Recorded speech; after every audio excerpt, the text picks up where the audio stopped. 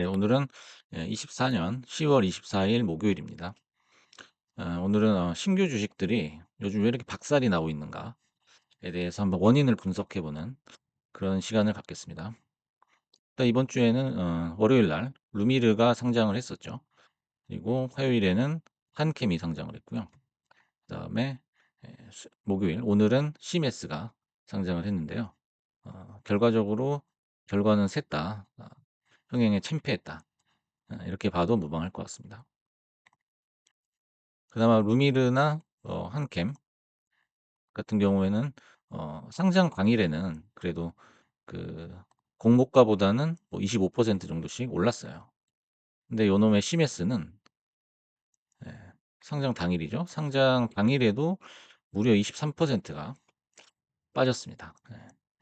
제가 공모주를 한 1년 가까이 이렇게 관찰을 해보면서 어, 이렇게 첫날부터 처참하게 빠진 적은 거의 처음인 것 같아요. 예. 그래도 그 첫날은 뭐 100%까지는 아니더라도 못해도 뭐 50%? 50%는 올랐던 것 같은데 그 근처에도 가지 못했습니다. 시메스. 시메스 같은 경우에는 이제 공모 금액이 780억 이었죠.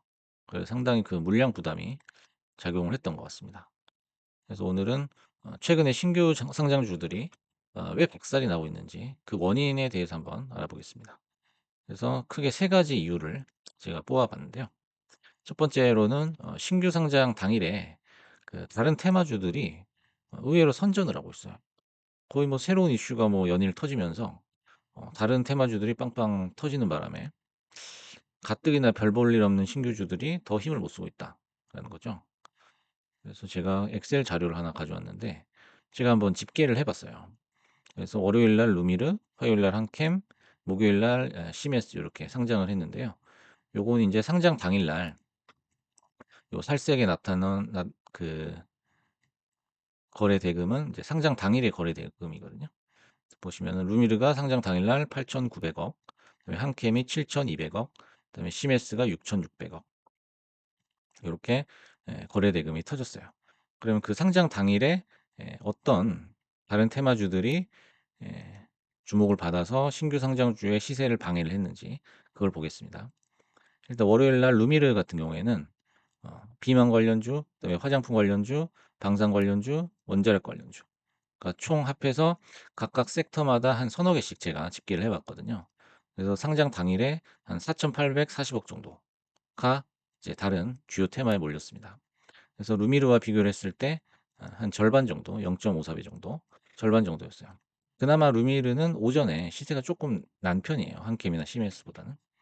근데 시메스 같은 경우에는 제가 펀더멘털이 좋다고 말씀을 드렸는데 그날 인제 그 로제의 아파트라는 곡이 인제 이슈가 되면서 방산에다가 그다음에 로제 관련주, 그다음에 원자력 관련주, 드론 관련주까지 인제 합치면서 이 네 개 테마만 합쳐도 상장 당일에 그 주요 몇 가지 종목들만 합쳐도 1 조가 넘는 거래 대금이 몰렸어요. 그러니까 신규주가 아무리 선전을 하더라도 성적이 안 좋을 수밖에 없어요. 그나마 한캠이 펀더멘털이 좋아 가지고 약간 반등이 나오긴 했거든요. 근데 힘을 못 쓰고 인제 와르르 무너져 버리는 그런 결과를 낳았습니다. 그래서 인제 상장 당일에 주요 테마의 주요 종목들의 거래 대금 합이 그 한캠의 거래 대금보다 1.4배가 높았어요. 오늘 시메스도 마찬가지여서 바이오 그다음에 ESS 그다음에 의료기기 자율주행 요것들이 인제 수요일부터 쭉 이어졌거든요. 그래서 한 6,700억 정도의 인제 시장 거래 대금을 나타냈거든요. 그래서 시메스와 비슷한 그런 거래 대금이 나오는 바람에 시메스 같은 경우에는 그냥 초장부터 뭐 별다른 시세도 없었어요.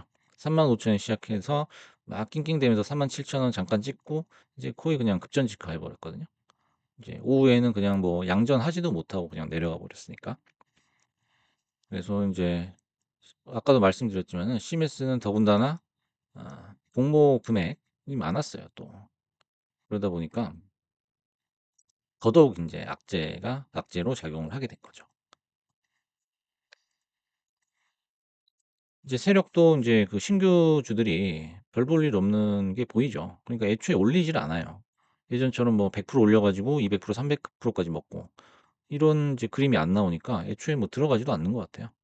그러니까 세력이라는 거는 인제 큰 자금 덩어리를 얘기하는 거예요. 어떤 주체가 사람인 어떤 단체, 어떤 기관의 주체가 있을 수도 있고 뭐 없을 수도 있겠죠. 하지만 그 돈의 큰 덩어리라고 볼 수 있죠. 그러니까 애초에 세력이 안 들어오니까 뭐 올라갈 이유가 없죠. 왜냐면 인제 다른 테마들이 훨씬 더 쉽게 올라요. 쉽게 오르죠. 뭐 YG 플러스 같은 경우에 4일 연속 뭐 거의 2배 가까이 2배 넘게 올랐던 것 같은데 그런 이유가 있고 이제 두 번째로는 인제 신규 상장 패턴을 개미들이 간파했다. 이렇게 해석을 해도 무방할 것 같아요. 그전 같으면은 인제 100% 200%뭐 그냥 우습게 올라가니까 그냥 일반 주식들도 뭐 그냥 조 단위 시총인데도 스펙주처럼 움직이니까 개미들이 굉장히 뭐 환호를 하면서 그 시세가 나는데 힘을 실어 줬었는데 인제 그게 안 된다는 거를 인제 간파를 한 것 같아요. 다시 말해서 인제 세력의 총알바지가 되기를 개미들이 거부하는 것 같다. 저는 그렇게 해석을 하고 있거든요. 근데 오히려 이거는 긍정적으로 볼 수가 있죠. 더 이상은 인제 거품이 낀 상태에서 들어가서 어 굉장히 크게 손실을 보고 그런 개미들이 줄어들고 있다는 거는 오히려 긍정적으로 볼 수 있을 것 같습니다.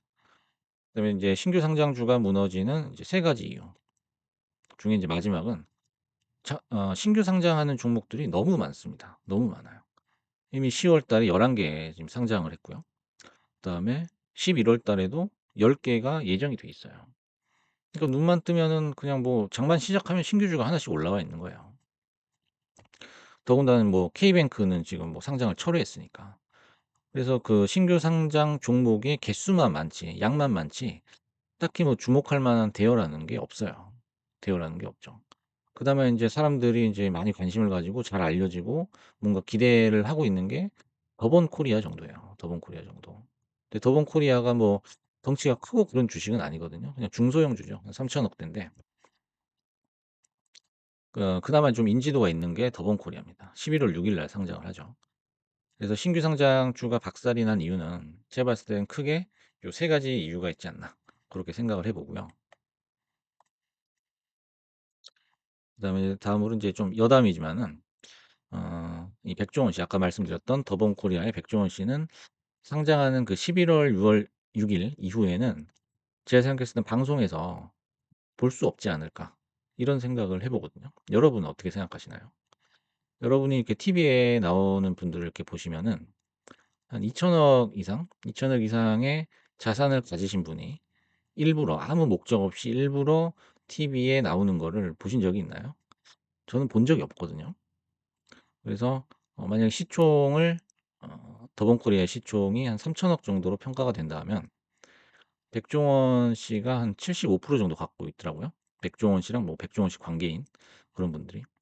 그럼 이제 최소 2천억 정도 인제 평가인데 그 정도 인제 자산을 갖게 되는 거죠. 그래서 이분의 앞으로 행보가 어떨지 TV에 나와서 지금 그림에 보시는 뭐 흑백요리사 이런 프로그램을 또 활발하게 참여를 할지 그게 굉장히 궁금해지는 부분이에요. 그리고 인제 외람된 얘기지만 아 저도 인제 주변에 스타트업 대표분들이 많이 계시고 그분들은 인제 뭐 인터뷰를 하고 그랬던 적도 있는데 그 대부분의 스타트업 대표들이 어떤 최종 목표라든지 뭐 바라는 거를 이렇게 여쭤보면은 대부분 하나예요. 그냥 엑시트거든요, 엑시트.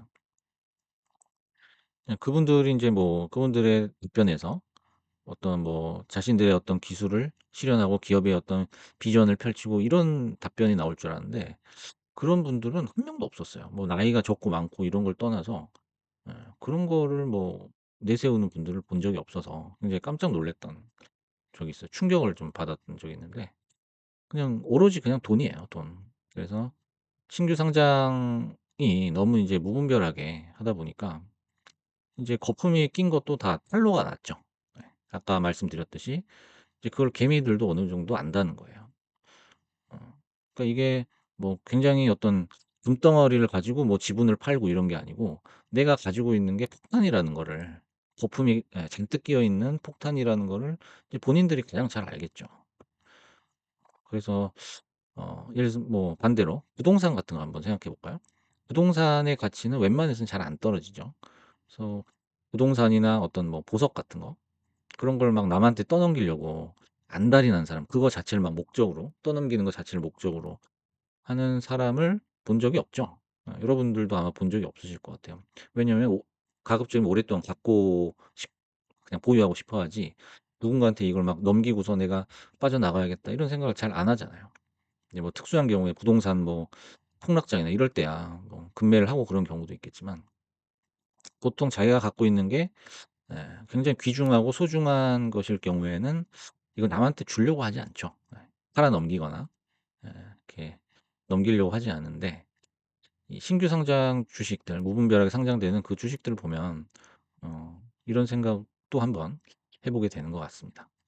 그래서 내일도 금요일인데 신규 상장주가 2 개가 상장을 하게 됩니다. 그래서 제가 영상을 올려 놓긴 했는데 '섣불리 오른다.'라고 인제 예상하기가 좀 예 무서울 정도로 요즘 신규 상장주가 박살이 났는데 그 이유에 대해서 한번 되짚어 봤습니다.